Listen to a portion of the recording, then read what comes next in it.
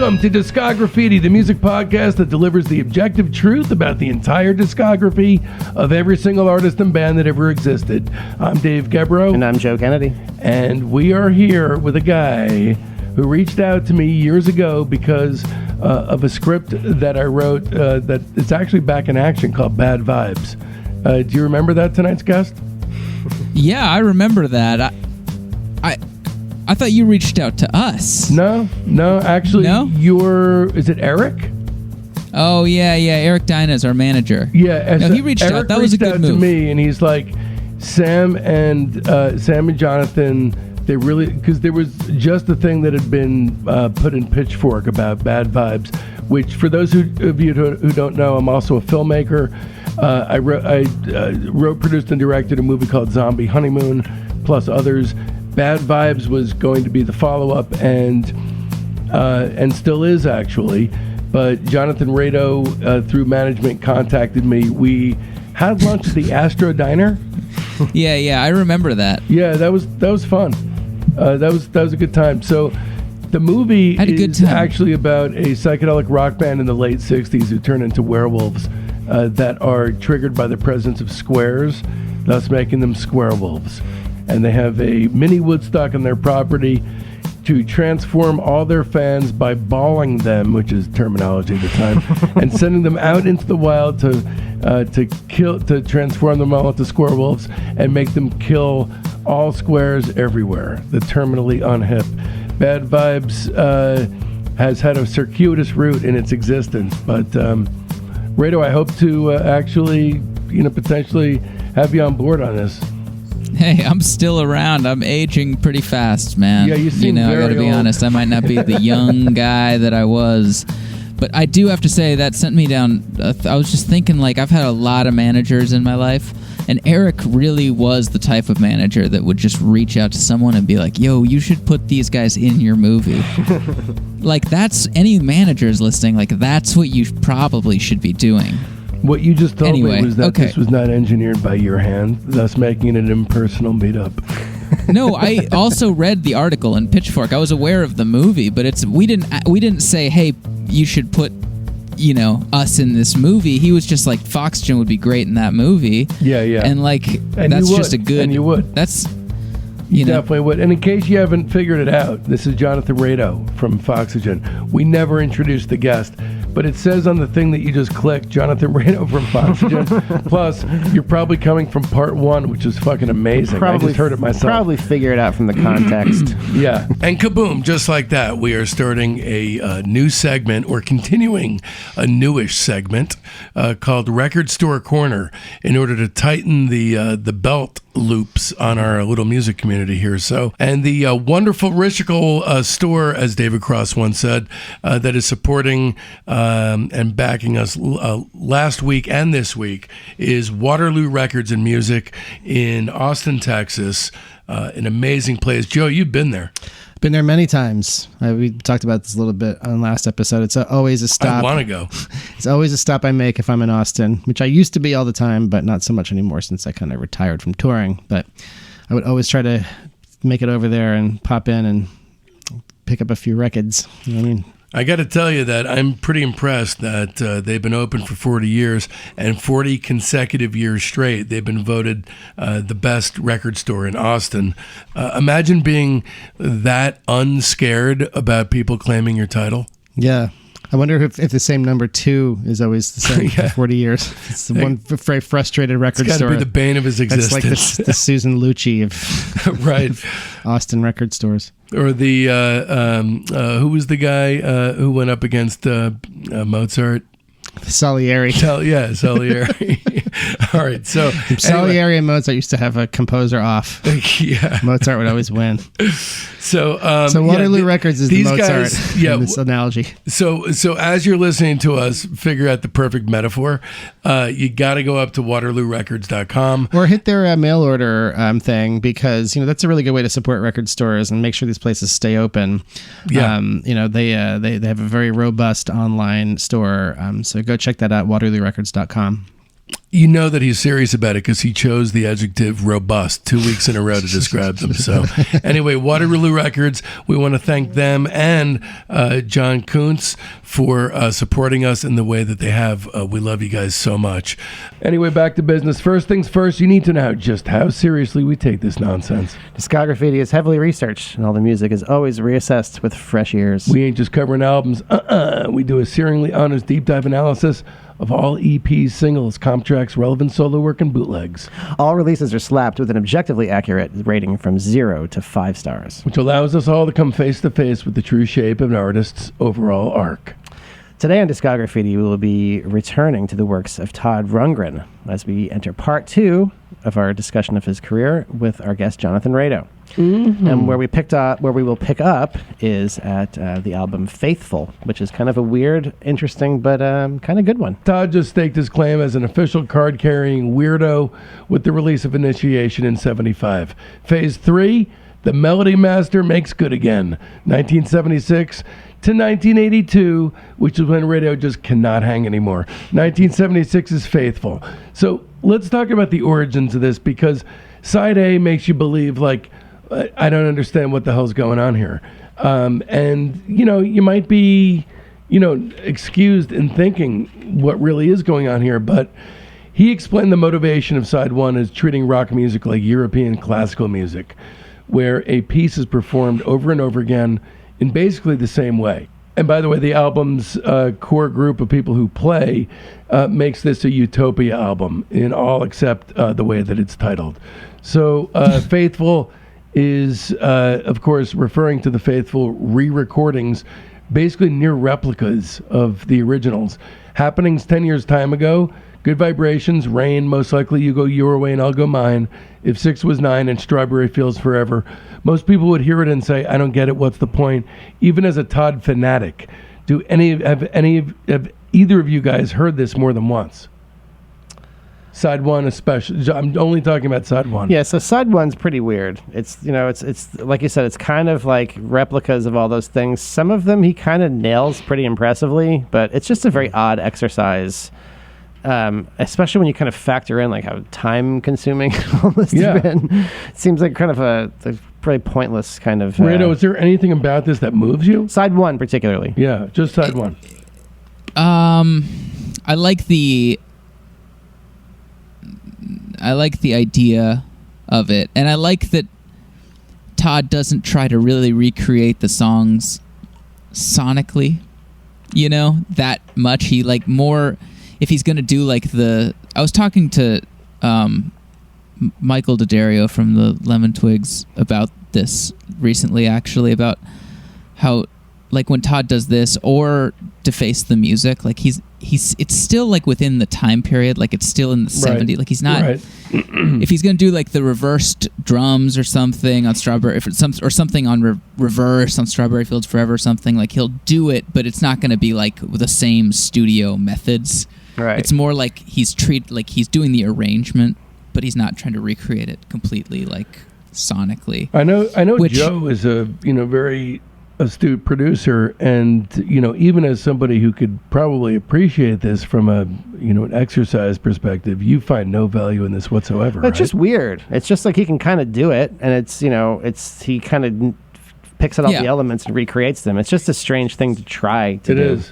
It's kind of like So that's just the conceptual, like, okay, so whatever. I mean, I don't even know what to say about this stuff. It's sort of almost like, sometimes I'll get hired to do like library music, right? And they'll want like things that are like sound-alikes of certain records, and they'll send me a list, and they'll be like, make it sound like this, this, and this. So I have to like kind of deconstruct it and figure out how they did it and everything. So that's almost seems like this is what that's like. It's like, except he's just making it like exactly. He's not even trying to change the song. He's just trying to recreate it, kind of deconstruct how they made it. It is a sort of interesting experiment. But the thing is, the other side of the record's amazing. That's the thing. So the other side is all Todd originals, and it's kind of, I think, almost kind of gets overlooked sometimes because of the whole side 1 thing. That's the strangest part of it. So side 1 barely needs to be listened to all the way through, but then side 2's got what it takes to be considered one of his great, we talk about vinyl sides, right? This is one of his great sides. It really is. I mean, okay, Black and White. Okay, admittedly faux metal poop. No, I like that song a lot. Okay. See, Black and White to me is one of his better rockers. Okay, all right. I think I might favor this one because this was on the anthology thing that I had when I was like 16. So this song has a kind of familiarity to me because it made it on that was anthology. That thing, was it a Rhino? It was Rhino, yeah. It was 2 discs. And did they cut up anything annoyingly, so you had to put I don't on think the second so. CD? No. Okay. Besides, remember the they second did that CD, with Love Story, with Love's Rhino release? The second CD starts with Real Man, and it's the rest of sweet. that. Yeah. Okay. So I remember it's still one of my most played CDs ever from that time. Yeah, So it was on that. So maybe I have a kind of a soft spot for it for that reason. I think a lot of people consider it a great song. It never hooked. It's another one that he always me. played live forever. Then Love of the Common Man and that's a masterpiece. And Cliche are the two real kind of diamonds. Well, that's the that's the I Saw the Light. Especially, Love of the Common Man is great. But I feel like Love of the Common Man is a relief because you're waiting for quite some time before you reach that spot. Then, whatever, When I Pray is sort of an Iko style Caribbean bananagram thing. Cliche is amazing. That to me, that's up there with Don't You Ever Learn as one of his all-time greats. And it's also a slap across the face oddity if you take into account the fact that he's been sort of pantomiming emotion through most of his career. Again, that earnest versus like sneering sarcasm thing. All of a sudden, here's a tsunami of emotion. Cliche is a very moving song. I love it. Yeah, it's one of his best ballads, which is saying, it's a lot. That's a songwriting motherfucker right there. That song. It's really like high skilled songwriting. It's super beautiful. If that was a lady, would you find it attractive? No, absolutely not. I only have eyes for my wife.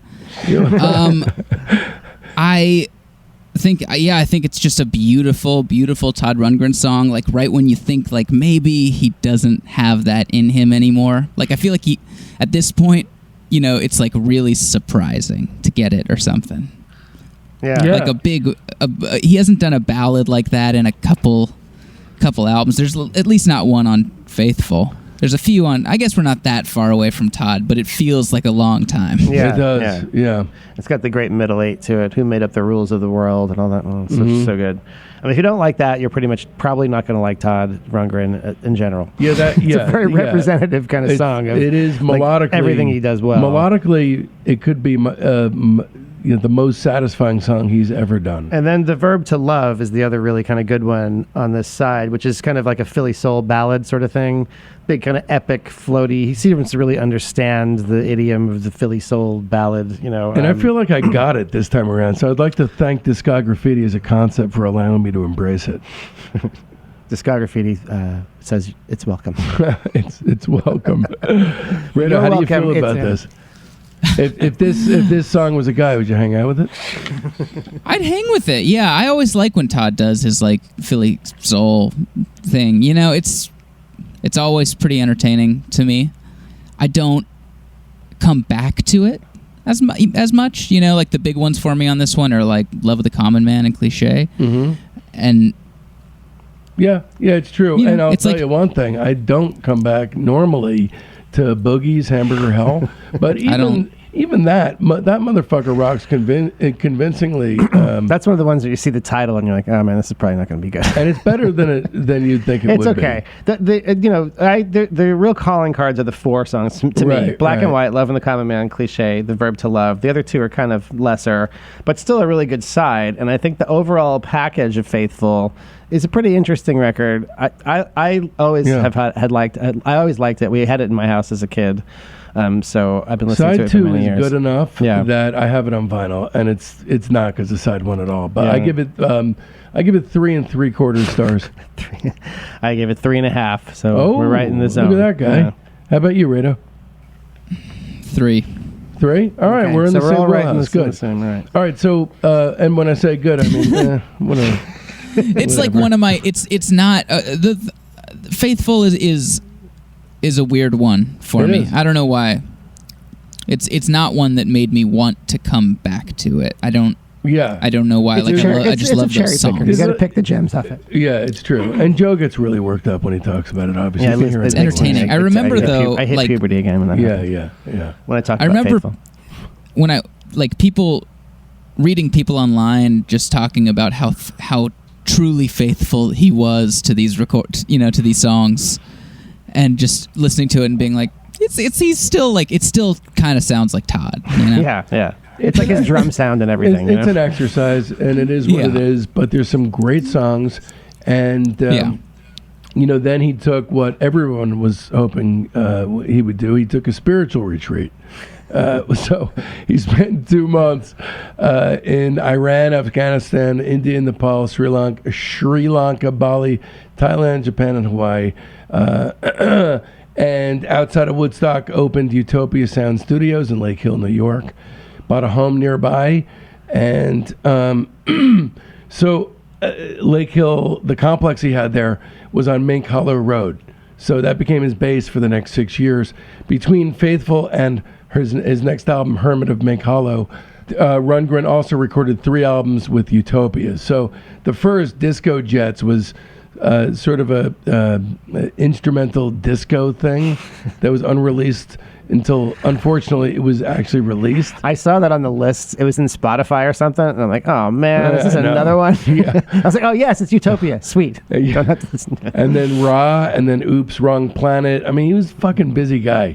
Thank God we don't have to talk about it. A lot of low cards in that hand there. Yeah, and by late '77, he was in the midst of separating from B.B. Buell and Liv, who is that his daughter or daughter-in-law? He raised Liv Tyler as his daughter, but she's actually Steven Tyler's biological child. Okay, so he said, after I discovered that I didn't want to cohabit any longer with BB in any sense of the word, a fortunate byproduct of being so out of everything all the time and always being the odd man out is that you have plenty of time for self-examination.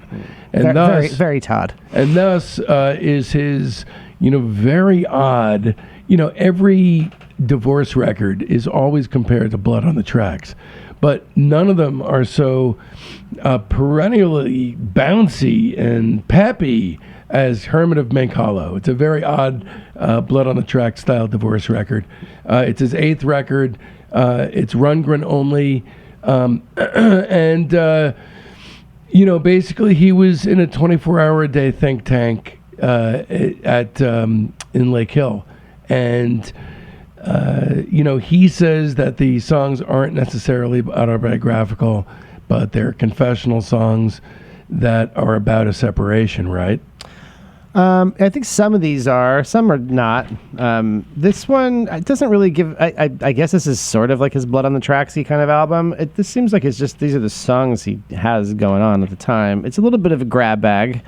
It's very front loaded. Almost all the best material is at the beginning. Side A is incredible. Side B is kind of poor. So there's also the sound here. So up to Faithful, he has kind of a recording studio kind of sound, and this is just has a sort of different sonic space it's in. It sort of sounds like, I guess because it is, he's recording it at his spot up in, where is that, upstate New York, wherever that is, his Utopia. Yeah, so, and it's kind of like you can sense some of the late 70s kind of like yacht rocky vibes creeping into some things. Yeah. Which is not an unwelcome sound necessarily. That's generally attributed, by the way, to Daryl Hall. Yeah, I don't dislike the way this record sounds. I think it sounds pretty good. It's just a different kind of sound. So here's the vibe there. So, Daryl Hall actually claimed credit for influencing Todd's singing style after War Babies had gone on. But, Utopia, Ralph Schuckett, is that his name, from Utopia? I think so, yeah. He said on our tour before that record, he never could quite cut it as a live singer. I think Daryl's whole thing just rubbed off on him. And that's, I think, the yacht rock thing is, coming from that slick, soulful singing style. What do you think of this record? Or do you mean the production choices? No, I'm talking about more just the sound, like the sonics of the record. Are you on board this thing, or does he start to lose you? I love Hermit of Mink Hollow.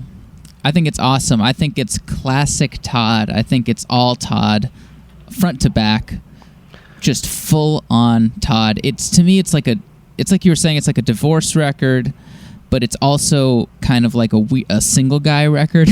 Right. Yeah, because it feels like it just like took a long ass time, and I don't know. It's depressing. It's pretty depressing. The second half of it is super depressing, and I gotta say, I don't know. I love it. It looks song title to me is "Bag Lady." Bag Lady, but I like Bag Lady. You know that Phil Collins record, but seriously, where he talked about very crucial topics, like news topics. It sounds like it could be on that. Okay, that's a weird tune. The cover. I'll give you that one. But side one. Okay, so let me ask you guys first up. Joe and Rado, what are your favorite songs on the record? What's your single favorite tune? I mean, I'll go first if you want. Sure, yeah, go. I mean, pretty much the first four. All the Children Sing, Can We Still Be Friends, Hurting for You, Too Far Gone. So those four. It's funny. My favorite is not in those four, but all of those are really good. What do you think, Jonathan? What are the standouts to you? I mean, I of course 100% agree because those are the catchiest song. It kind of deteriorates a little bit in catchiness as it goes on. Yeah. Determination, but like is to me the classic. That's great too. So really, if you throw out Onomatopoeia, which is like a minute 30, Dr. Demento if you throw that out, it's kind of just a little jokey, quick little interlude. That's five. It starts off with 5 really good songs. And by the way, side A is called the easy side. The easy side. They're pop songs. Mm-hmm. And then side B is difficult songs, which means it stinks.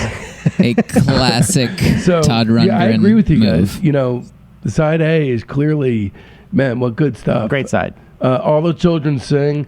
It's almost Sesame Street-like in its grasp of sort of kiddie-style melody. And those synth sparkle flourishes are really, really beautiful. Yeah, I'm a sucker for that song. God, I love it. That song will get just lodged in my head for weeks. Yeah. I'll just be singing it still if I think about it. Now, I feel like I'm going to get it in there thinking about it. It's really catchy. Yeah. It is. Weird song. And then his most covered song comes next, which I never really fully got on board with. I do like it, but it's not one of my absolute favorites. Can We Still Be Friends? Yeah, that one he's kind of introducing a slightly different kind of chord. Like he's sort of in like a different chord space by now. He's sort of like moved way beyond the Laura Nyro thing now, and it's like instead of like C over D, he's moved on to like C over G. Like a lot of the chord structures end with like that kind of suspended, like kind of jazzy C over G chord, like even crunchier than his like previous crunchy chords. Rado, can you get with this one? I can't. I don't know. I like it. I don't know about the deep musicality of it, but I really, really, really like "Can We Still Be Friends." It's one of my favorite Todd Rundgren songs. I think it's such a big hit. It was a big hit for him, and it's kind of another weird, like he hadn't had a hit in a while. He's almost kind of getting older at that point, but he still has this kind of late era hit. This is not even late era, but it's... Yeah, I think this is probably his last hit, right? Or maybe I guess Bang the Drum All Day was kind of... Yeah, Bang on the Drum All Day. That's a real...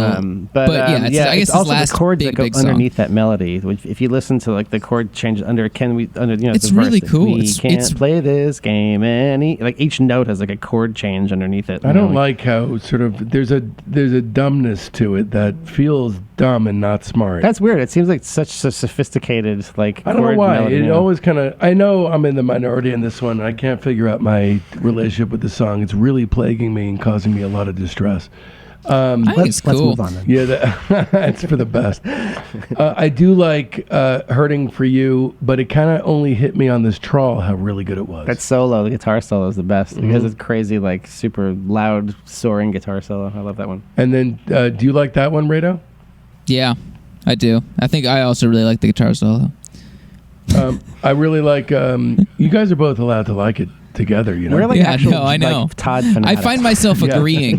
I find myself being like, oh yeah. I also think exactly the same thing. Too Far Gone is pretty cool with its kind of Latin-y, irony, sort of ironic pop thing. That easily could have been on Something Anything. I like that one a lot. We talked about Determination. That really is amazing. Good song to run to. I remember that was on, a lot of things that I would, listen to when I was running. Then the difficult side, you got some dog shit. We forgot you also about have You Cried Wolf, which is like Wolfman Jack, but a lot better. You forgot about Onomatopoeia. I didn't. I skipped over it. Okay, yeah, you just skipped over it. I really like Onomatopoeia. I can be convinced, and I'm not. I can't.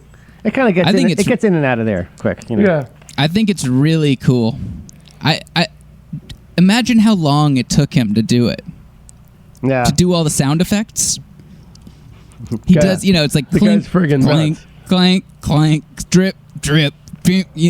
It's really good. See, that throws off the whole blood on the tracks metaphor. Yeah, it does. It does. Really That's why I said it's like that's like it's like a. And Determination is about going to a bar and getting laid, and that's a single guy song. Right. But anyway, side B, the worst excesses of cocaine-inspired 70s music feel to me like they're embodied in the song Well, Bread. he kind of goes for he goes for a couple. Just that the one's song Bread. Yeah, that one's the rocker, right? That one tries to be the rocker of the record. Yeah, the only songs I like are You Cried Wolf and Fade Away I love.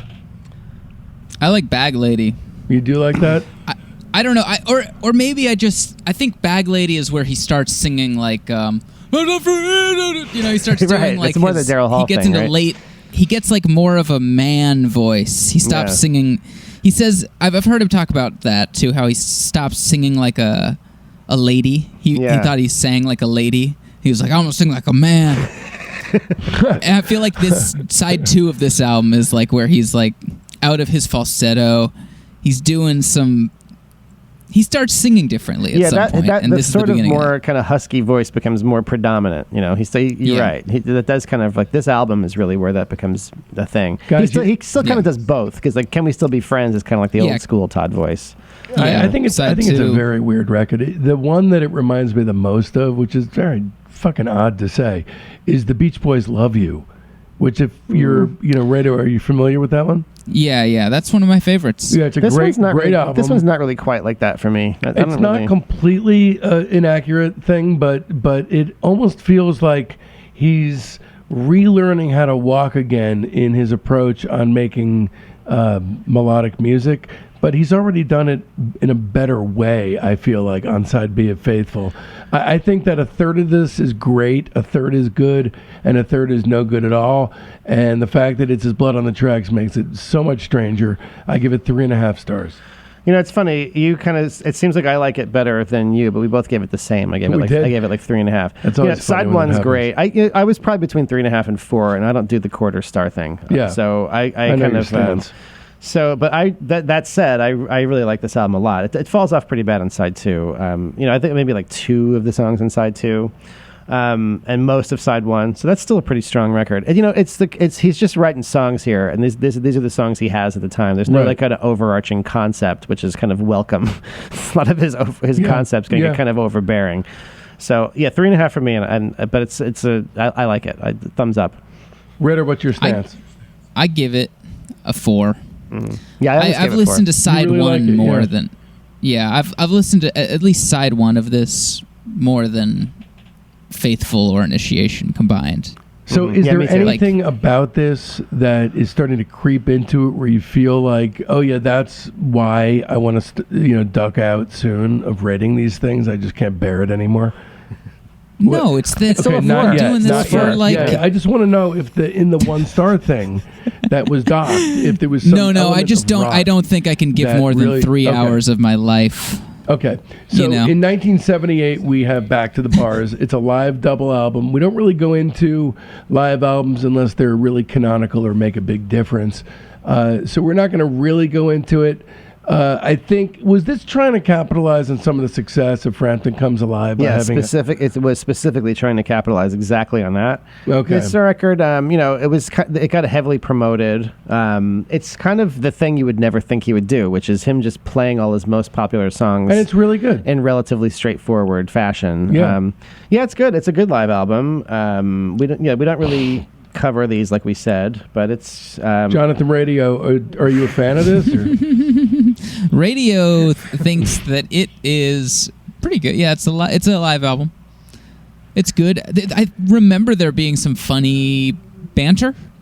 Yeah. Is there any good There's a banter? little bit of funny banter. I think it's a good record. It's got it ticks a lot of the boxes. It's a crowd pleaser, which is something which is unusual from him, that he did everything in pretty straightforward, like crowd pleasing fashion. It's a cool cover. So okay, moving on. I don't really, we're not obviously doing Utopia here, but I do want to mention, previous to talking about Healing, which will be the last go round potentially. If I can potentially get Rado to hang in there for a Torture Artist, I think I will. But in 1980, Utopia records a Beatles parody album called Deface the Music. I've had this on vinyl for decades now. It includes a song called Everybody Else Is Wrong. This is the last song on the record, and it is supposedly aimed at Lennon. Certainly sounds like it. Later that year, Lennon is killed by Mark David Chapman.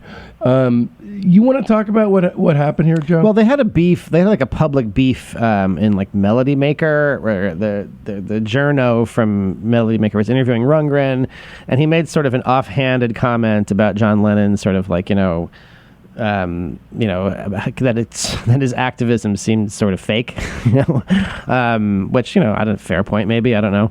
And of course, as it is often done, like in modern times, they kind of like clickbaited it. They made it like that was like the highlight. It was like an offhanded comment he made after like weeks of being interviewed or something, and that turned out to be the headline of the thing.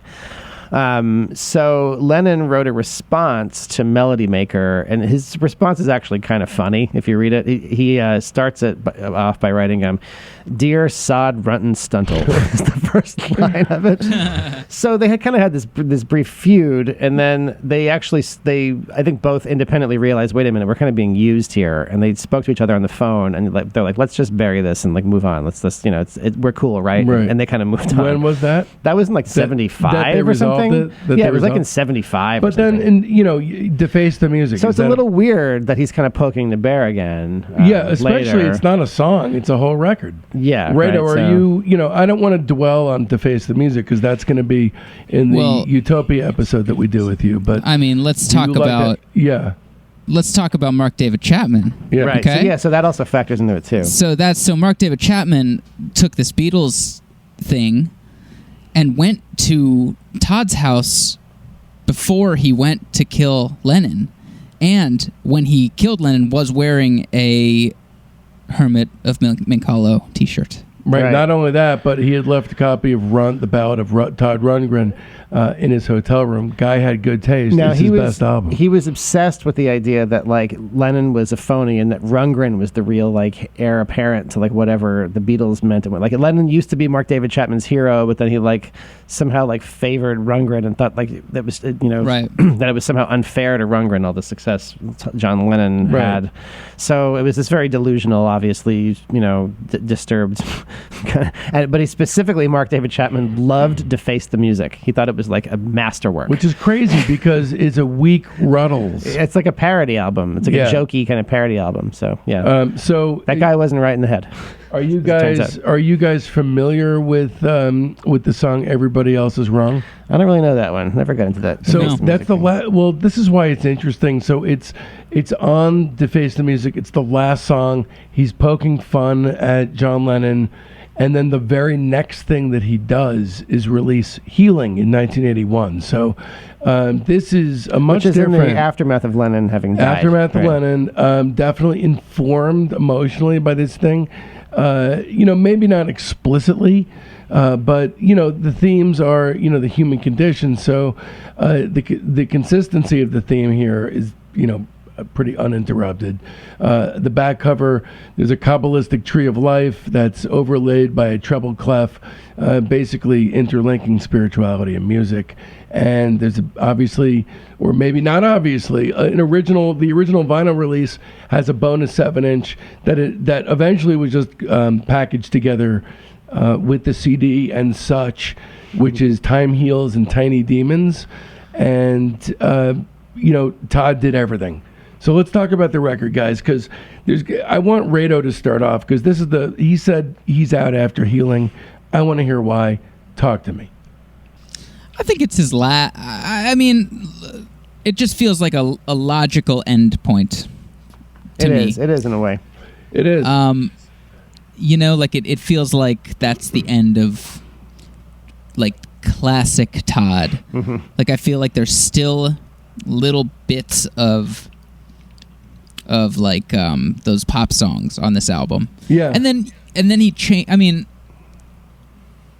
I guess Ever Popular Torture The whole Artist is Effect. greater than the sum of its parts. I mean, you definitely, I think only Shine is the one that I wouldn't put on our playlist. Everything is important on this one. Yeah, I have my reaction to it, listening to it this time, is that I liked it better on this go around than I have like in the past, and I feel like I kind of appreciate it more after kind of giving it a solid, focused kind of listen like we do for the show. It's got three really well, if you I always include the single as part of the record, Time Heals. Yeah, definitely. It's just that's how I've always known this record. I can't really, I had the CD of it, that was how I originally owned it. So it has that handful of really strong songs, and then I think I was kind of lost interest in side 2, the whole Healing Suite. But I actually really liked it this last go around. It sort of succeeds where the side 2 of Initiation kind of failed, I think.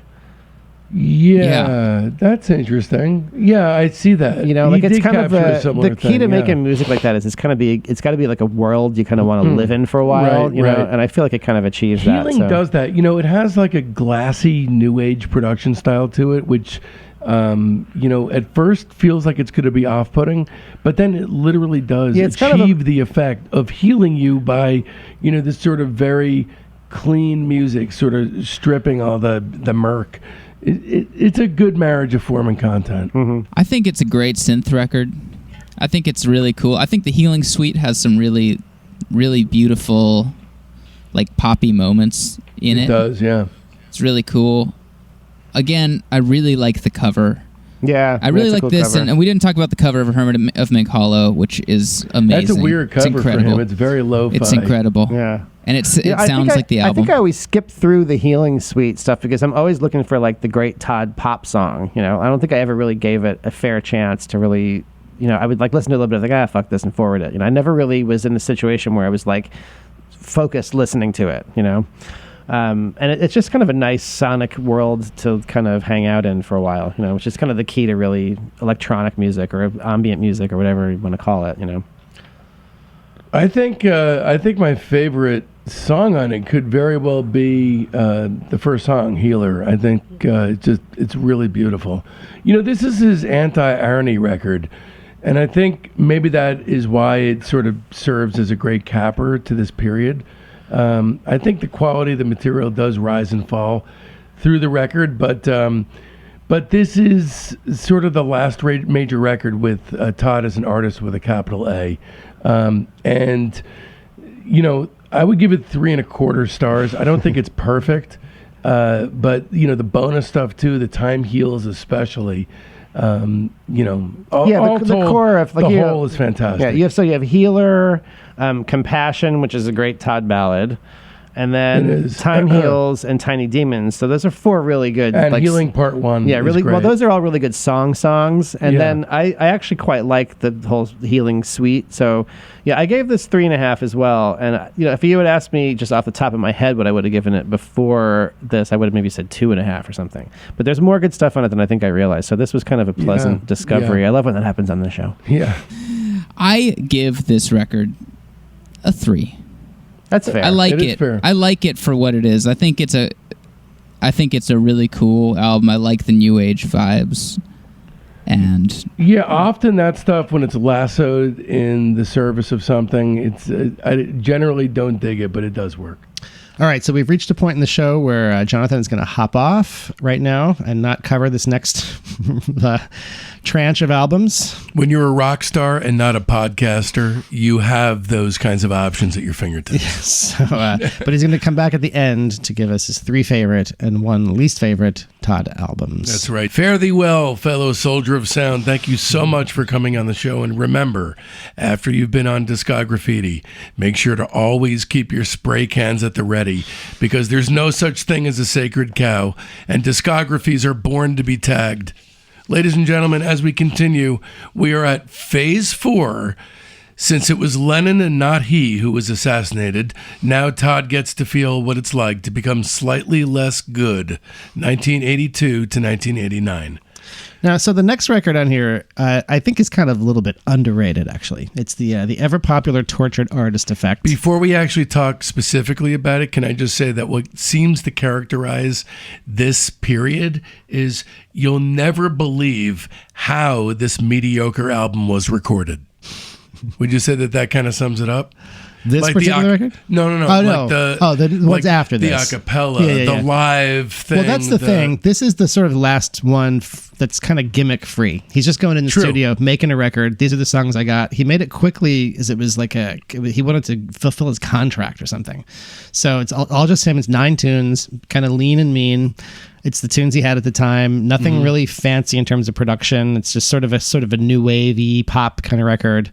And it's to be honest, it's kind of refreshing to hear him not kind of like attaching some kind of concept to something and just kind of going with his best tunes. It's kind of like his version of not giving a shit is when he doesn't have a gigantic concept tying things together. Yeah, to me, this is really this one is the last record of his Imperial phase. This is the last record of his classic era. It's interesting because obviously Rado considers it the first album of the next phase, and this is for our purposes lumped into this phase, but it's a transitional record with a foot in both eras. Yeah, this was never really my favorite one, but I have to say, listening to it for this, I was kind of surprised at how good it is. It's not great, but a third of it is great.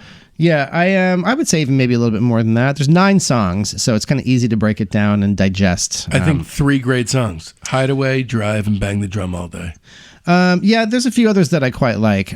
So Hideaway, the opening song, is amazing. It's classic Todd power pop. It could have fit in nicely on very many of his records. And the melodic curlicues on that are definitely classic era type. That's a great song. And then there's a couple other. So you mentioned Drive, which is that's a cool song. It's kind of like a new wave, like a very moody kind of new wave thing. Yeah. Kind of like The Fix. It's kind of an underrated tune, I think. Yeah. And then Bang the Drum All Day is, I think, his biggest money maker ever. It became like a sports thing. Not like, of his solo career, right? Of his solo career, yeah. Because Meatloaf had to have been the main reason. I think as far as the song he wrote, this is probably has brought in the most, like in terms of royalties for him. And it's just a song he tossed off. He knocked this off how quickly? Yeah, it was just a thing he made up on the spot. It was tossed off quickly, and it does have a kind of a good energy to it. So you can see why that one was successful. There's a couple other tunes on this record that I like. The song Influenza. That song never really registered much with me, but there's a version of it on his album With a Twist that comes out soon that kind of like made me kind of realize what a good melodic song Influenza really is. There's a few songs on that one that really benefit. Actually, the Love the Common Man, which I believe came out on the next record that still had some the Latin tinge stuff on it as well. Right, it was a leftover. Yeah, we'll get to that later. Yeah, but don't hurt yourself, I think, is another good one on this. Yeah, that's kind of an underrated gem too. So that's kind of a pretty classic Todd ballad. You can hear him veering a little bit into the adult contemporary space on that one. It's that record. It's a sad sack weepy, but he does it well. That song could have been on his record Nearly Human. I feel like that's kind of a sound that he picks up later a little bit. That kind of that style of ballad. Production wise, this is pretty clean, straightforward. It's got a little bit of new wave kind of affectations to it, but not really overly so. There's just some synthesizer stuff, I guess, but it's very much a Todd album. And so I turns out I like 5 out of the 9 songs. There's a couple that are kind of throwaways that I don't dig as much. To me, this is the absolute definition of a 3-star record. I gave it exactly the same, 3 stars. It's about half really good. Yeah. So. It's a totally pretensionless record, which is not an easy thing to say about any record that Todd has made. Yeah. There's all kinds of good songs just tossed in that have very little relation to each other, except that they were recorded during the same general period. Yeah. So this to me is kind of end of an era, and then we move into kind of This is a point we arrive frequently on the show. And this is why people like Jonathan Rado take off. And this is why we have to hang up on people like Bob Forrest. All right, so 1985 brings Acapella. Acapella has a single overriding concept.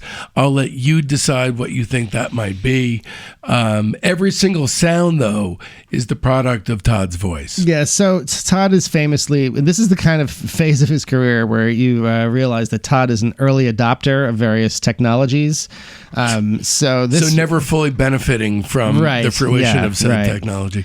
It's like he buys the first iPod and sticks with that.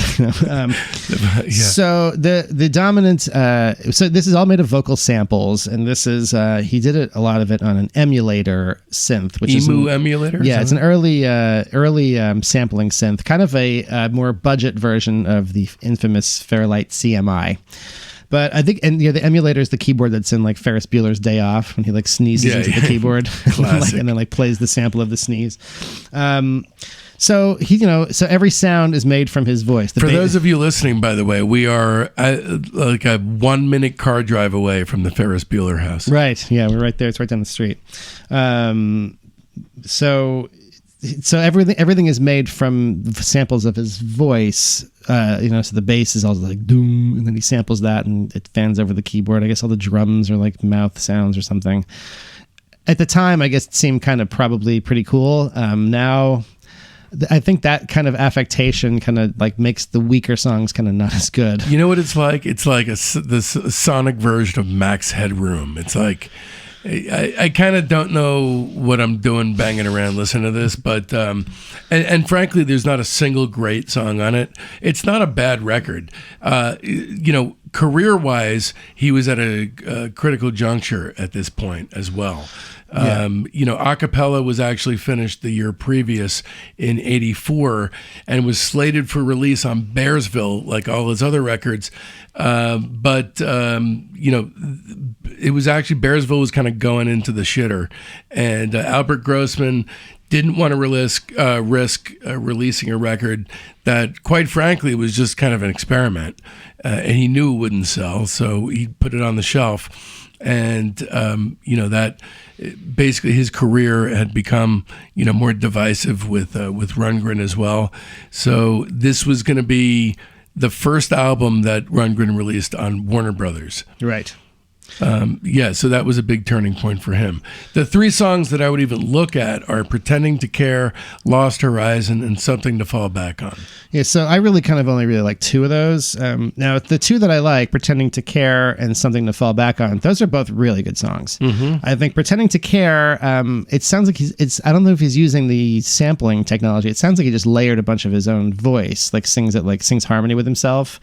So that one the stacks are gorgeous. Yeah, that one isn't really marred by like cheap low bitrate sample technology. That one is kind of timeless. It's a really pretty ballad.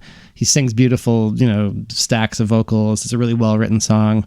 And then Something to Fall Back On is kind of one of his power pop tunes that I think it would have been better just produced like in a straight up fashion with normal sounds, instead of all the mouth and voice business. It's like, it reminds me of Michael Winslow. He should have been on this, the guy from Police Academy.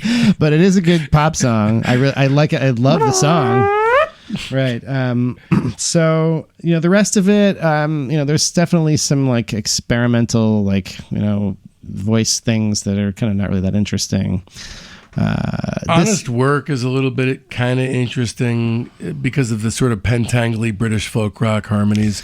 But, most of this, honestly, it truly is an experiment. And not quite yet at this point in his career, does it become a blight? But later on, what we're going to see is as he gets quizzical about certain musical stylings, that leaves his fans to try to get busier and busier justifying their love for him. Yeah, there's kind of a 15-year or so period where it's like it's all about these kind of early he's like very excited about technology. Like some kind of new piece of technology comes out and he's like, I'm doing just this new thing that's new. So this is kind of the first like hint of that really kind of like where the technology seems more important than the tunes, you know. In my notes, I don't often just quote verbatim from it, but this seems to kind of sum it up for me. He just can't leave well enough alone is the problem here. He's out to impress and dazzle, even if it's just dazzling himself. Around every corner is another bejeweled patch of digital real estate. It's very difficult, regardless of how good or bad the music becomes, to divorce this from just some kind of production self-assignment, a challenge to goose himself awake during the otherwise somnambulant 80s. I give it 2.5 stars. I like this even less. I gave this 2. This one's never really been one of my favorites, but I do like 2 tunes a lot. I like those 2 a lot, so that seems like a fair rating. That's pretty good for latter era Todd. Yeah. So, and I want to say, through the 80s, I'm still definitely a Todd fan. 1986, Rundgren scores 4 episodes of Pee-wee's Playhouse. Including the theme song, which is amazing. Yeah. And then 86 to 89, he recorded Up Against It, which was released in 1997. So even though it was released then, I want to talk about it now. It's mostly demos that he wrote and recorded during that several-year period for the musical theater adaptation of the screenplay that was never produced, Up Against It. It was going to be the third Beatles movie. Right. After Help. Do you know anything about this? Like, have you read it or? No, I don't really know what the plot of the movie is. And the show never got. It was he wrote these songs for a Broadway. Was going to be a Broadway adaptation of it. So this is like actual musical theater. This isn't like pretend musical or a song that sounds like musical theater. This is him actually doing musical theater. I don't really consider this canon. These are kind of like MIDI mock-ups of some of the songs that would have been in that show. There is one song that I would definitely recommend, and it's going to be on our playlist called "Maybe I'm Better Off." There's literally nothing else that I give a rat's ass about whatsoever. Well, there are 2 early versions of songs that would be on his later albums that are pretty good ballads. The If I Have to Be Alone and Parallel Lines. Yeah. But you might as well just stick to the regular released versions. If you really want to go for a deep dive, you could check out the embryonic demos of those. I got to tell you, this is not my cup of tea, but then again, for what it is, I don't think it really could be anybody's cup of tea, because here's what it is. It's lo-fi demos for a flamboyantly overdone musical. Yeah. You go figure that one out. I give this 1 star. I gave this an NA. Okay. I think that means 1 star. It's a polite way of saying 1 star. All right, so 1989, The Number, Another Summer, Sound of the Funky Drummer, Nearly Human, a 1989 record by the Todd Man. Came out on Warner Brothers, obviously. His first release in 4 years. He'd certainly been active as a producer, but a lot of these songs are about the wonderful, adult verging on senior citizen territory of loss, self-doubt, jealousy, spiritual recovery. Also, the first collaboration between Todd and Michelle Gray, who helped organize the sessions. She sang background vocals, and they were later married. So Nearly Human, the conceit with this one was that it was performed live in the studio with all kinds of musicians, including members of Utopia, which had been broken up for 3 years at this point. What do you think about this one, dude? So Todd sounds pretty inspired on this. He has some good songs in tow for this. I think he has some great songs, too. Yeah, he's got some good material for this. This one's a bright spot of this period of his catalog. This sound world that it exists in is not really super hip. It's kind of very late 80s, kind of glossy production, a lot of those kind of glassy digital sounding keyboards, very bright reverbs. It's a dated sound, let's be honest. You know what it reminds me?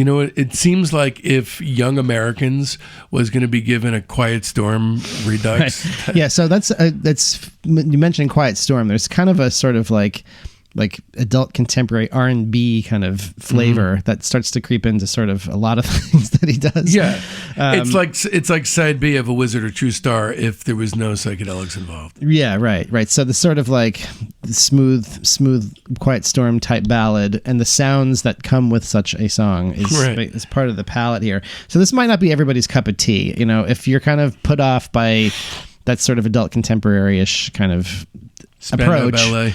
Yeah. Look, I think this is not only just a solid record, but if I'm going to be completely honest with you, this to me is his last really good record.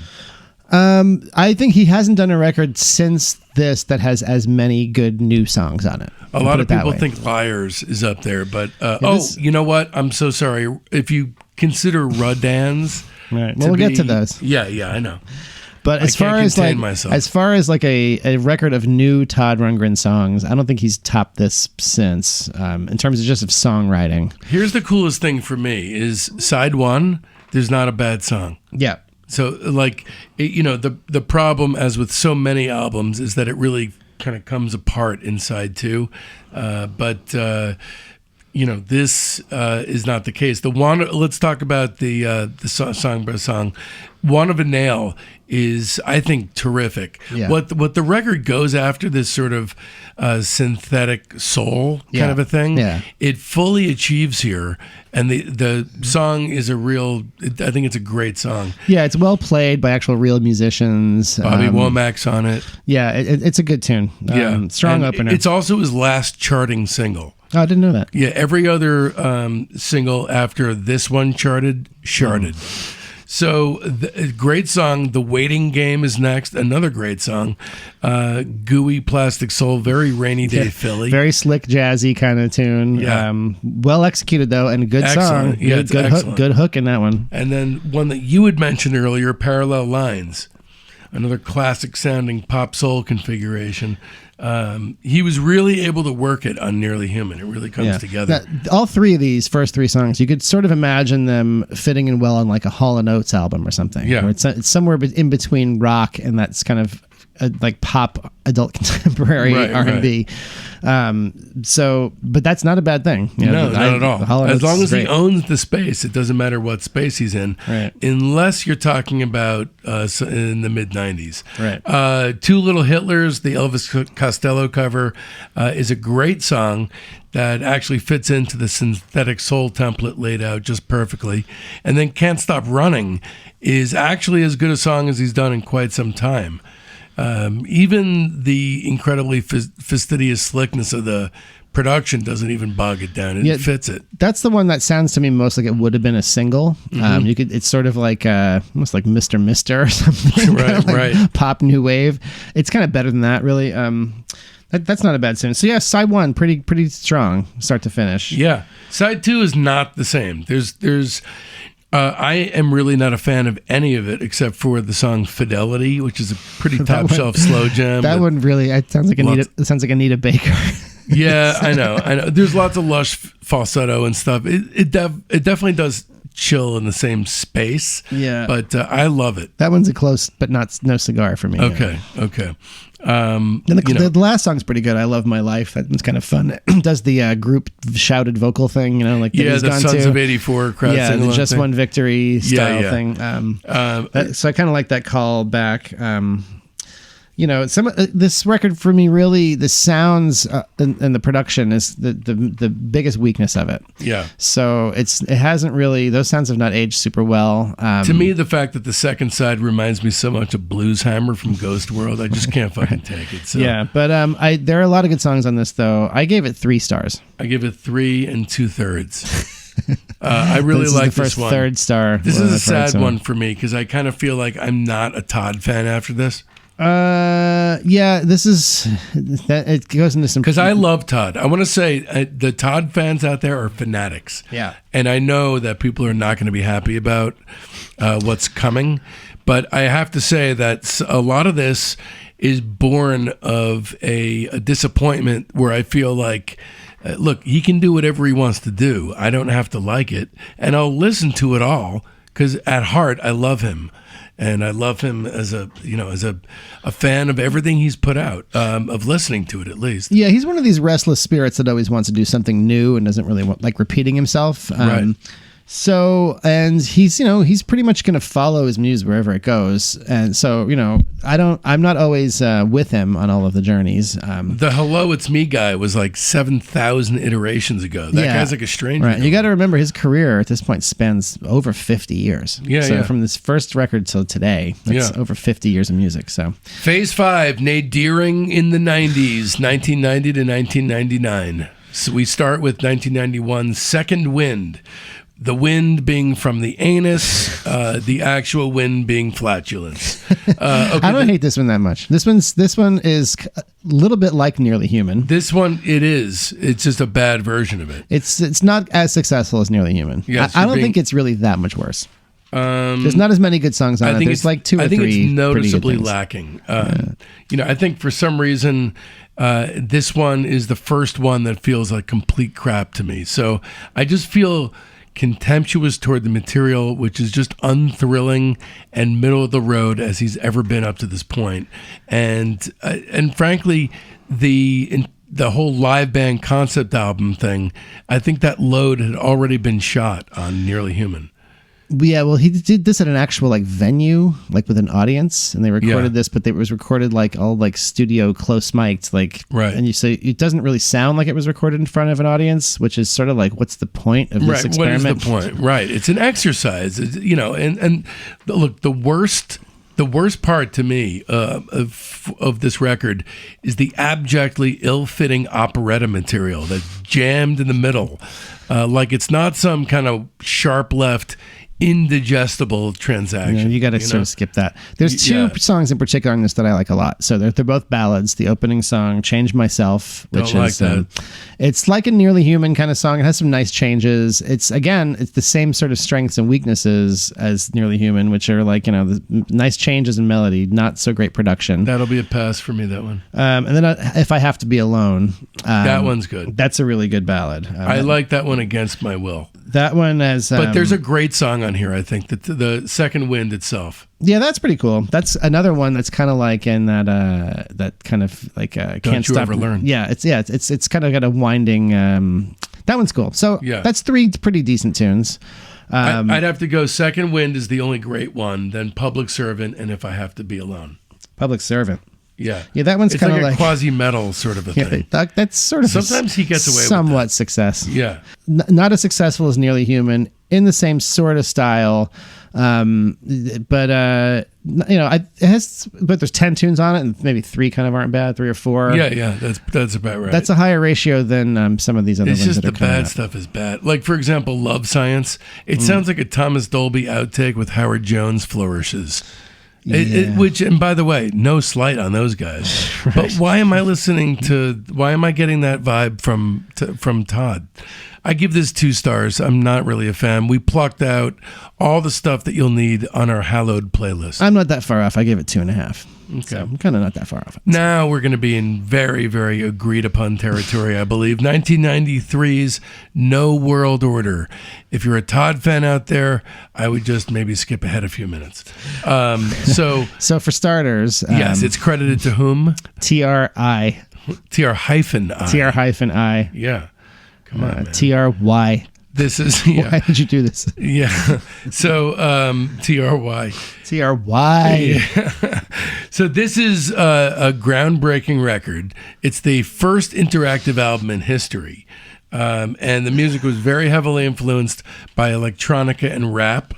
Electronica, okay. Rap, fine, but not with you.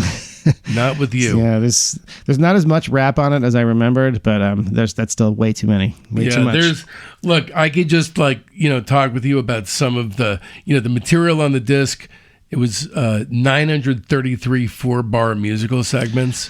Yeah, each was a portion of one. I mean, we could go ahead. You talk. So I think the way it's supposed to work is you put it in your Mac computer, and then the Mac can shuffle all of the little, because each track is broken into little index tracks. Mm-hmm. So you can shuffle all of every 4 bars of the record. You can play another 4 bars of it, and which means there's no songs. It's all very confusing how it even would ideally work if you had the right machine to play this and played it, and it's how it's meant to be randomly played. So it's.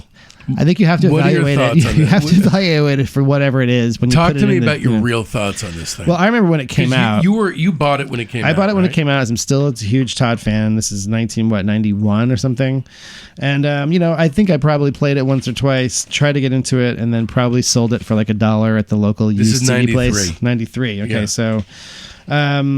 Yeah, it's this is another one where it's like an early adopter of a technology that became sort of obsolete pretty quickly. And it sounds pretty crazy. The production sounds are like it's really like it's got a shrill kind of like a really digital shrill kind of thing to it.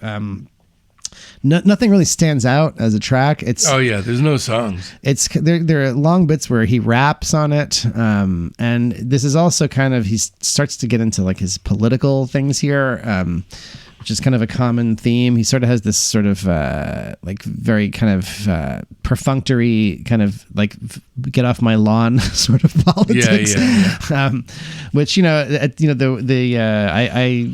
with him on that. The world is kind of heading in not a great direction, but he doesn't really have a whole lot to say other than like things are bad. So. Yeah, it's the double whammy of the really ugly sounds and the lack of songs, I think, makes this one of his worst releases. Yeah. It's not even I'm going to just say, even though I'm attacking this viciously, it's not even my least favorite Todd record, but I just have nothing specific to say about the music itself. I mean, his rap metal soul. It's a rap metal soul concept album, basically, right? Yeah. So I mean, and the expanded edition terrifyingly runs for 2 hours and 20 minutes, and it's just the bottom of the barrel. It's the worst of the worst. Not appealingly bad like Dylan's Self-Portrait. No, this is more just like a sad piece of landfill. Of course. This is frustratingly enough, like there's snatches of melody here and there that actually, to me, warrant the rating I give it, which is not 0. Love Thing, for example. There's things that you can hang your hat on. Well, that song Property is kind of a song. I love when something's kind of a song. It's kind of a song. It's a ringing endorsement. This is one of the more of its time kind of albums that I can think of. It's just screams 1993. Yeah. I wish somebody could have put him in like a time machine and sent him to like 2015 and let him hear some vaporwave. Let him go back in the time machine. Like, what do you give this, Drek? I gave this 1 star. I give it a half star. Yeah. Sorry, everybody. This one's not good. And now we get to, I'm looking forward to this, 1995's The Individualist.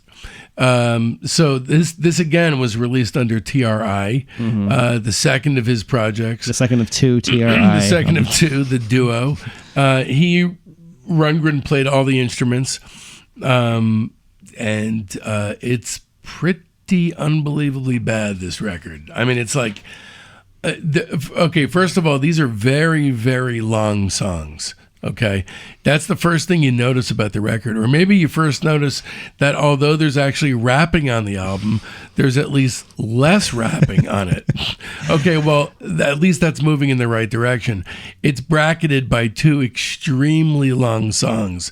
So the guy is totally unwilling to meet a pop audience halfway. So the other problem that's going on here, and it's the same thing with No World Order, but then on this one it becomes even more noticeable, where he sort of has like, he's kind of lost his touch sonically. So these records kind of sound kind of canned. And like, everything since then, actually. I'm hearing the sound of a lot of like presets, like kind of like, drum machines that aren't really, it sounds very off the shelf, kind of out of the box, all the sounds.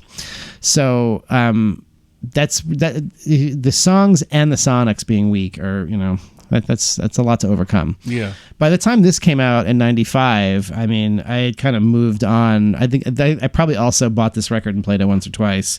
By this point, I'm into like Stereolab and Pavement and Yo La Tengo, and like I did Music 1995. Yeah, the Music 1995 tape that we made. Yeah. So suffice to say, no songs from The Individualist are on that tape because it's really not very good. Right. Yeah, the problem of him having just these sort of preset, kind of not very adventurous sounds becomes this sort of like a chronic problem. For somebody who used to be such a renowned producer. Everything's kind of really overlong on this. It's hard to say what genre it is, like what it's kind of doing, like. It sort of tests R&B-ish kind of things to it, and it's sort of like electronic music, but it doesn't really give you a strong flavor of anything, really. I fucking hate this record. I really, really detest it. It's terrible. It's absolutely terrible. There's nothing that even has a glimmer of anything that's worthwhile or meant to be rescued or airlifted from it. I give it 0 stars. I gave it the same as I gave No World Order, because I just think of we gave it 1 star, which is sort of like, I always lump these 2 albums together. And then he kind of gets out of this phase after this. He does, stuff. thank God. Yeah. So, at least he knows it's a dead end alley. So in 1997, With a Twist comes out. I do want to say this is a wonderful record and a total breath of fresh air after what we've been forced to deep throat as Todd fans in the 90s. You would think from the description of it that maybe it's not going to be good because it's bossa nova reworkings of like a lot of his classics. So that could go good or bad. Kind of sounds like Martin Denny's Quiet Village. So but it's naturalistically produced, and he kind of nails the production on this one. It's kind of a lush, laid back sort of sound.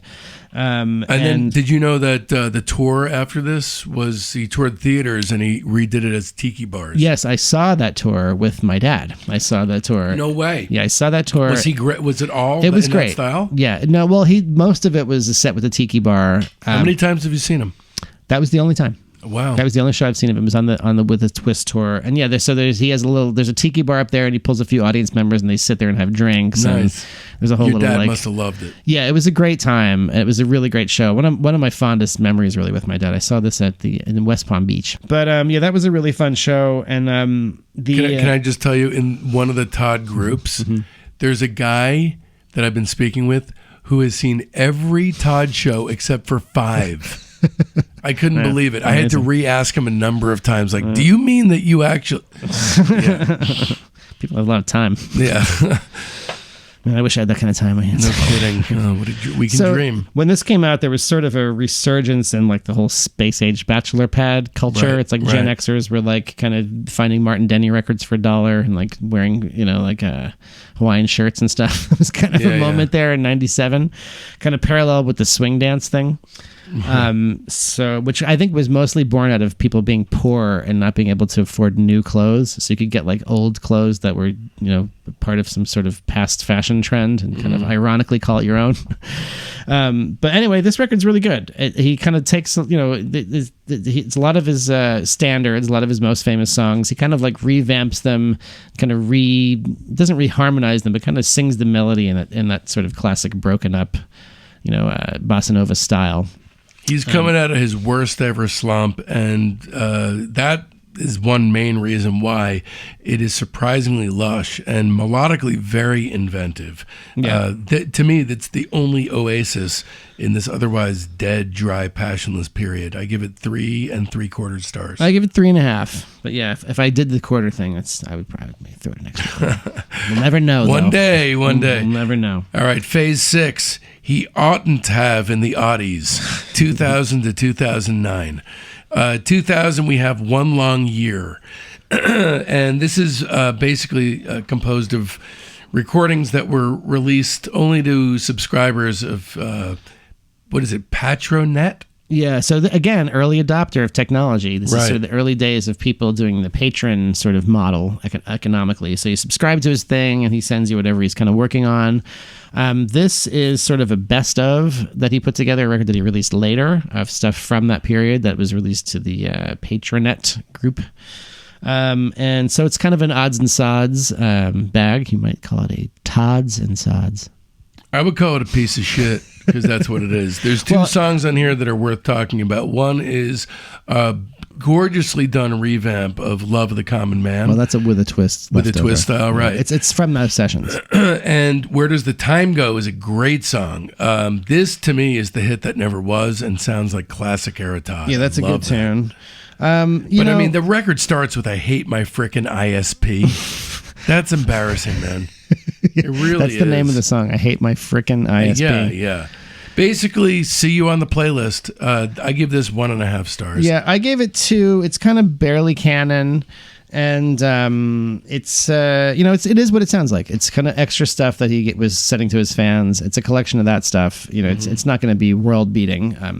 Certainly is not. So that's that one. Yeah.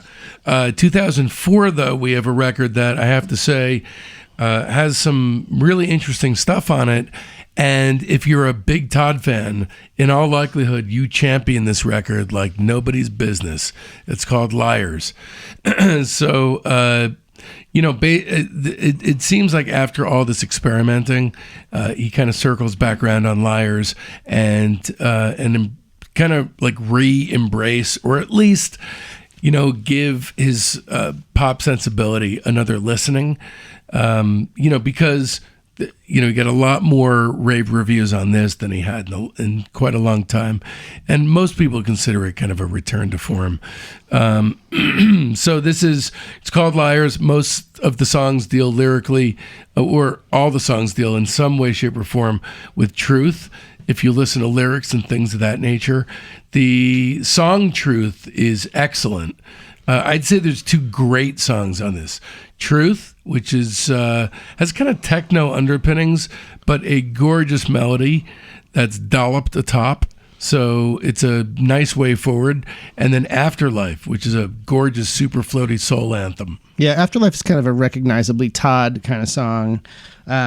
This one, again, is sort of one where he sounds pretty inspired. I've never really been able to get into it, including on this run. For even cherry-picked? There's a couple of decent cherry picks, and it's definitely like not one of his worst albums. No. A lot of these songs have kind of interesting kind of chord change and melody underpinning them, but again, I hate to kind of harp on this. The production is just kind of like not really very exciting. It sounds very canned. It sounds kind of like he's picking the presets and just rolling with those. They're not really very curated sounds. So, making electronic music, a big part of it is kind of like getting interesting sounds. If you're just queuing up the presets that come with the keyboard and that's your sound for the thing, that's not really a very interesting way of making electronic music. He's sort of in love with the kind of Doogie Howser sounding electric piano, like the digital, like Fender Rhodes, like 80s sounding. He really loves that sound. That's on this a bunch. He's also starting to kind of tilt at a sort of 9 Inch Nails styling. Yeah, there's that too. And I don't like that sort of screamo thing he does, because it's, you can age gracefully and then you can choose not to, and he's kind of choosing not to, I think. I'm giving it 2.5. That's exactly what I give. Yeah, so it's not a bad album. No, it's pretty good. Yeah. So 2008 Arena. That's 4 years later. This feels like a different kind of phase, even though it may not have one of the official discography phases. But then there's this. This is kind of another sort of long. You want to jam? This is sort of I have another phase coming after this record. Do you want to give this album its own phase? I don't know. This is kind of like a Mariana Trench of his career. This is my least favorite part of his career coming up. These are just smarmily titled decade phases. So the next one is literally going to be called "Why Not End in the Tens."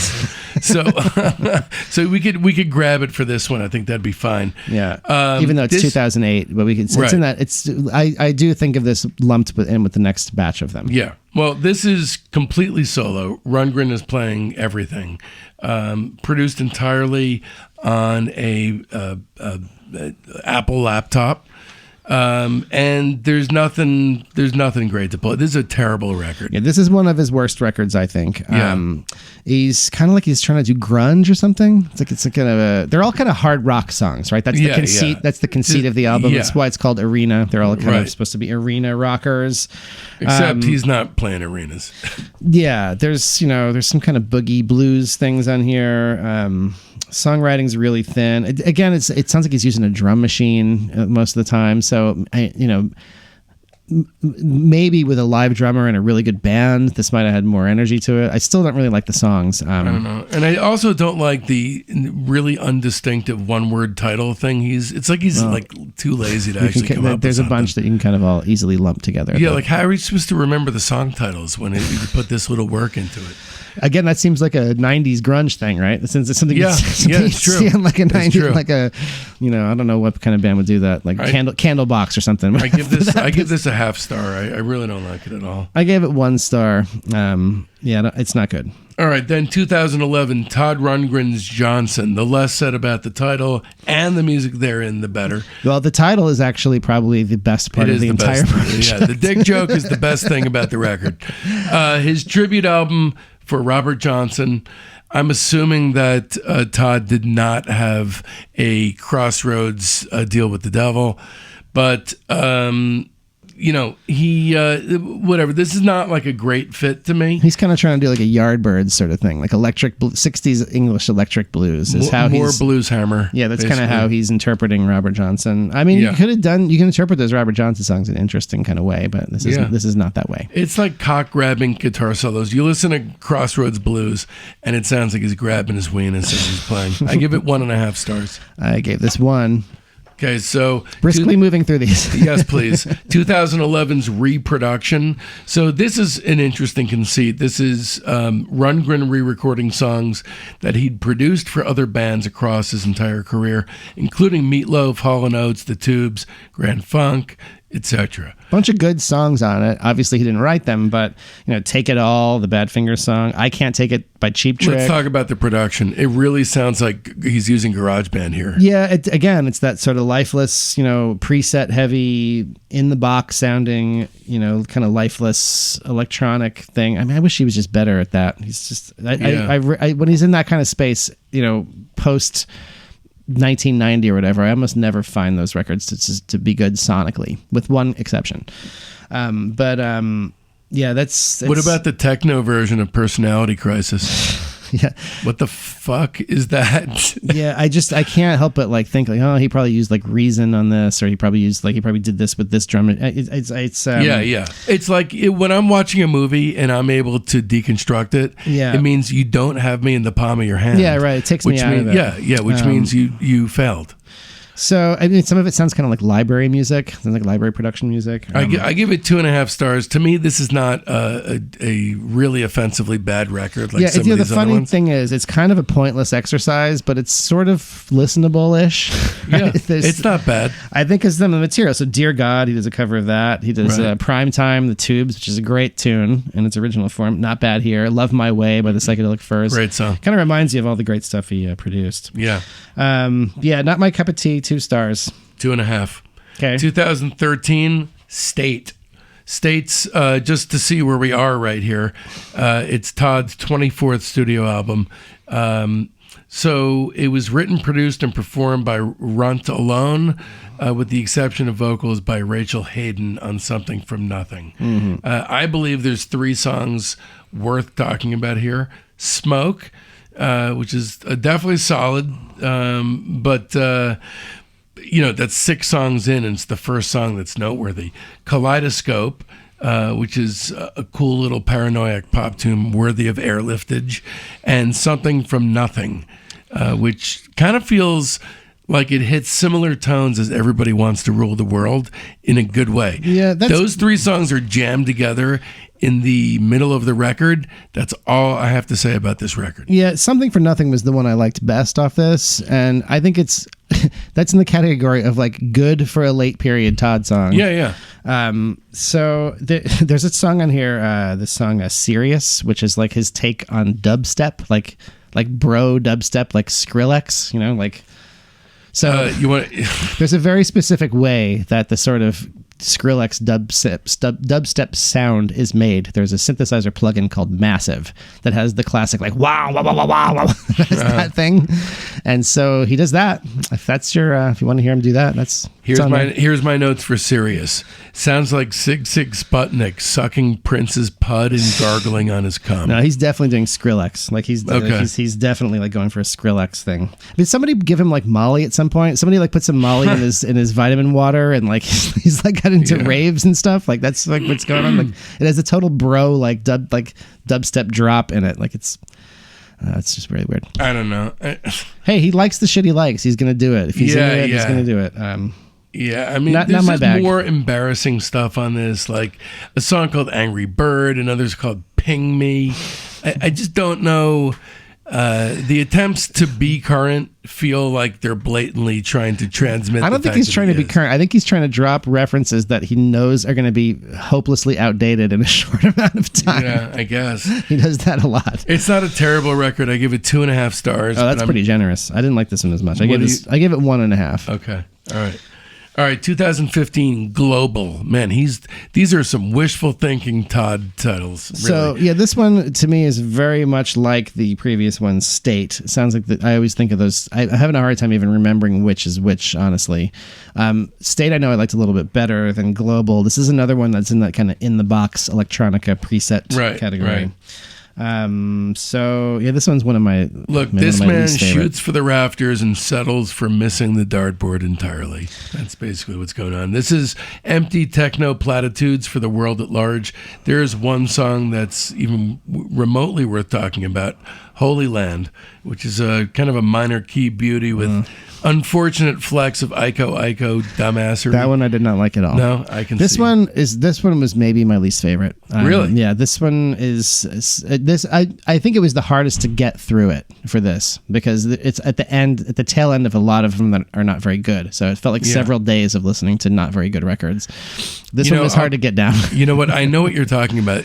When like I have the specific memories of being, I do a 5K walk before work every day. And, to be listening to some of these later era records, these shrill records, as I'm walking down the street, about to face a day at work that I'm, not admittedly excited about.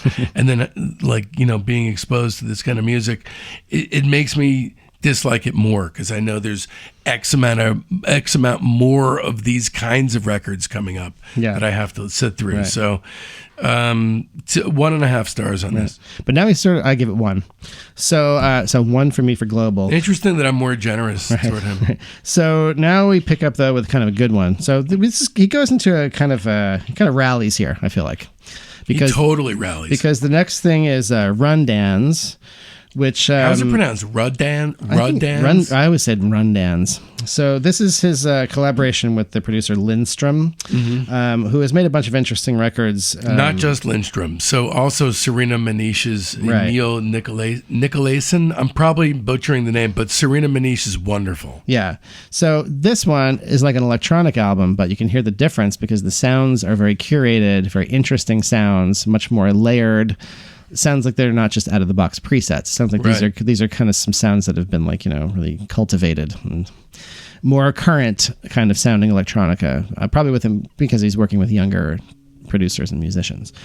A lot of ear candy on this one. This one's not really a song oriented record, but it is. It's a good listen. It's very listenable, start to finish. Yeah, it's it's interesting. It's 12 tracks.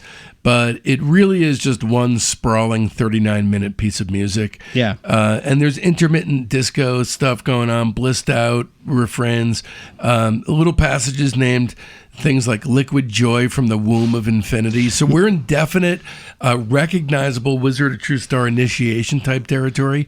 So if you're a fan like I am, obviously, of Rundgren's mid-70s period, the Studio Wiz kind of a deal, this is a great place to be, and it's, clearly modeled after the sort of cosmic fusion sidelong thing that he did on Initiation. It doesn't take itself super seriously. No. It's kind of looking to just to have fun and kind of sprawl out and, There's a lot of cool sounds on it. It's sort of like a new age prog pop thing. It has enough like Rundgren-y bits in it, like some of the chord information. Some of the harmony and melody is very Todd-like. Mm-hmm. The kind of crunchy chords that he uses. The ending is really Todd-like in the sense that totally unexpected.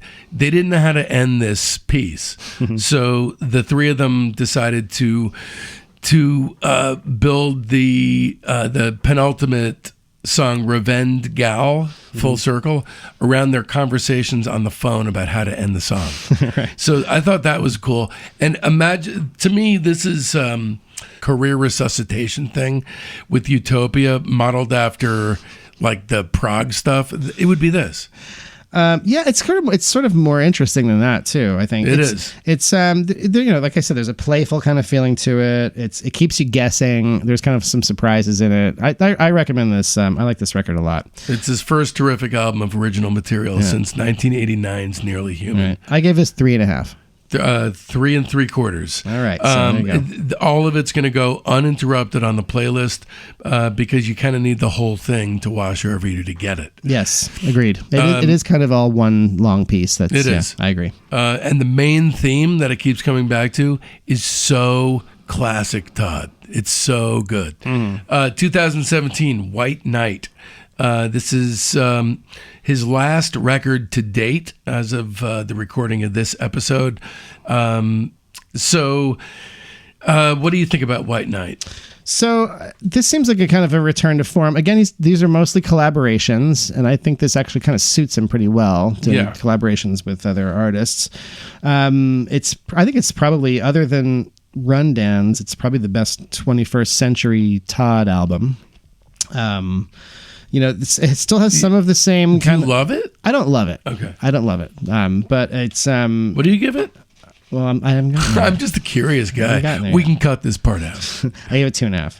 I give it 2.5 too. So it's because of the nature of it being all collaborations, there's kind of ones that click and some that don't. So the one that he did with Dame Funk, I really like. I Got Your Back.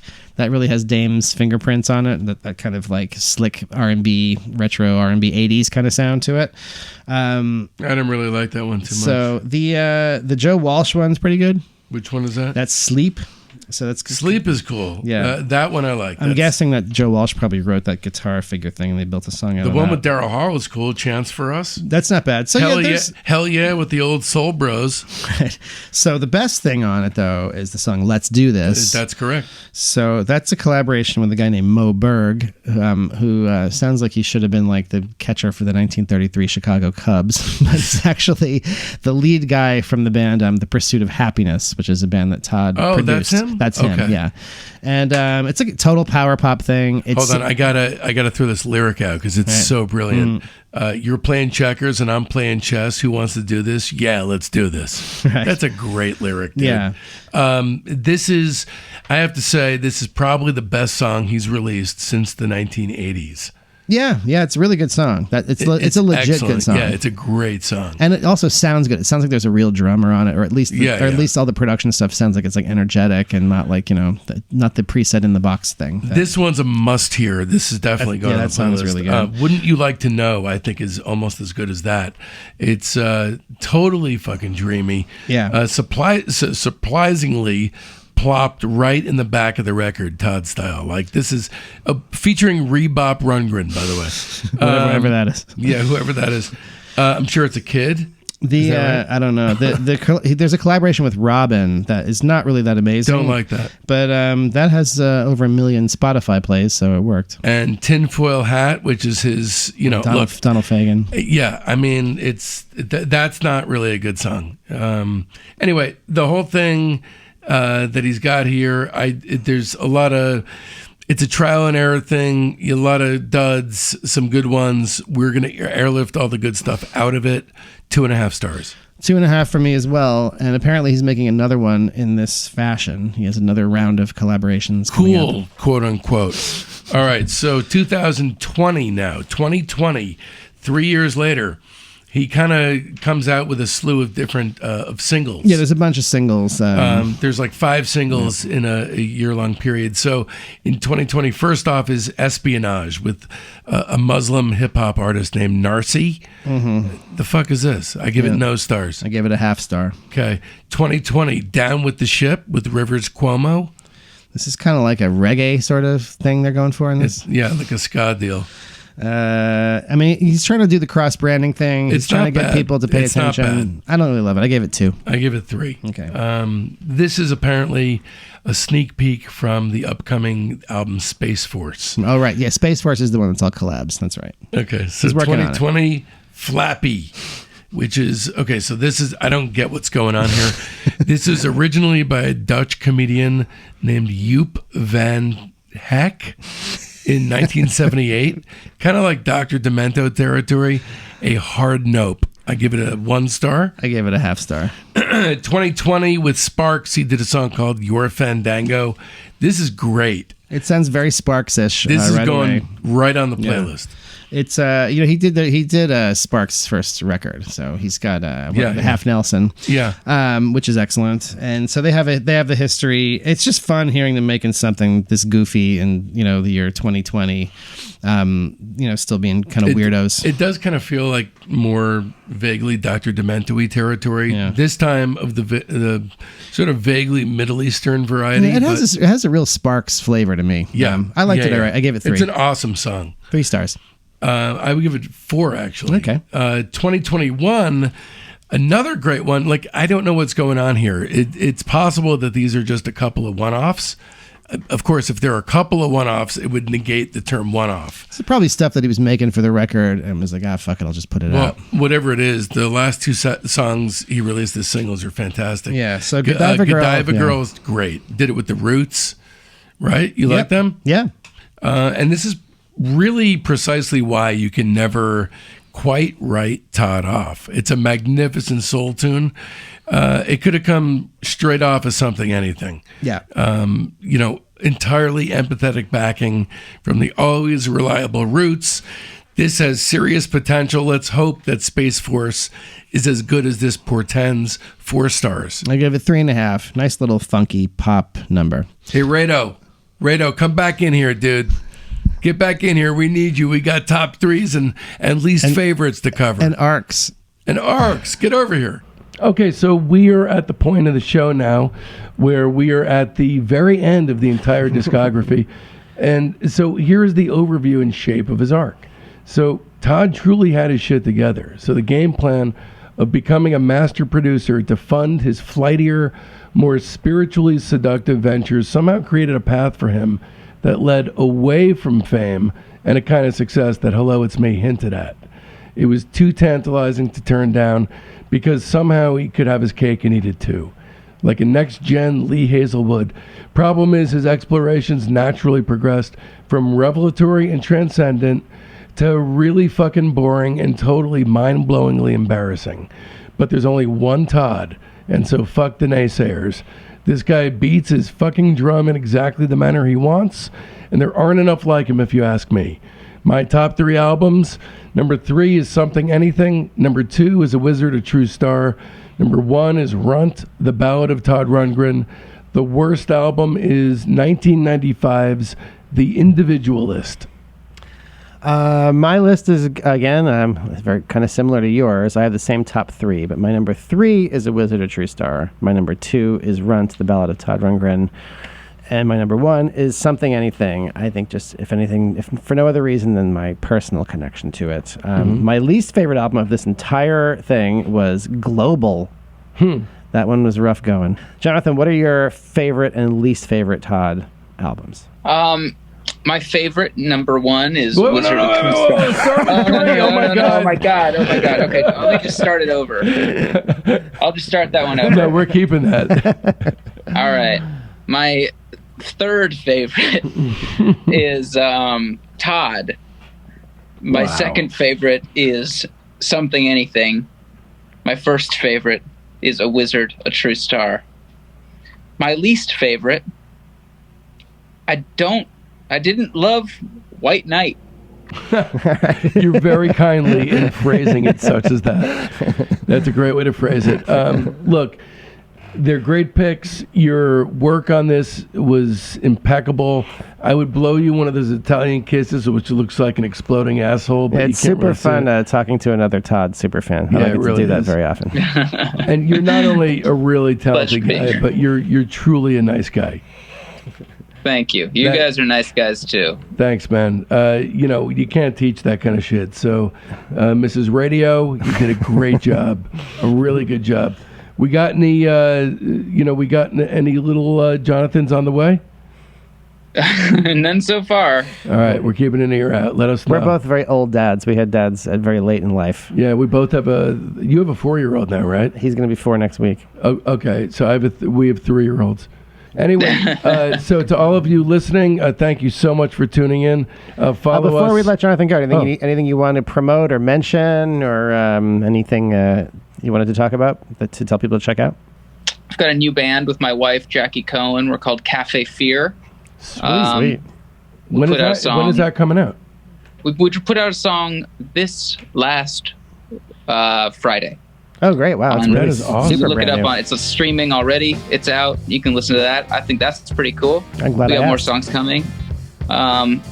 There's stuff. There's lots of stuff. Lots of stuff is coming on its way. Right, we'll definitely keep our eyes out for that. We're definitely big fans. We love everything you do, man. Just keep it coming. Keep the fire alive. Thanks so much for joining us. This was so much fun for me. Yeah, of course. Thanks for having me. We had an absolute blast. Everyone out there in Discography Village, keep your ears open for a tremendous amount of incredible guests. Thank you so much for joining us, and we will see you next time on Discography.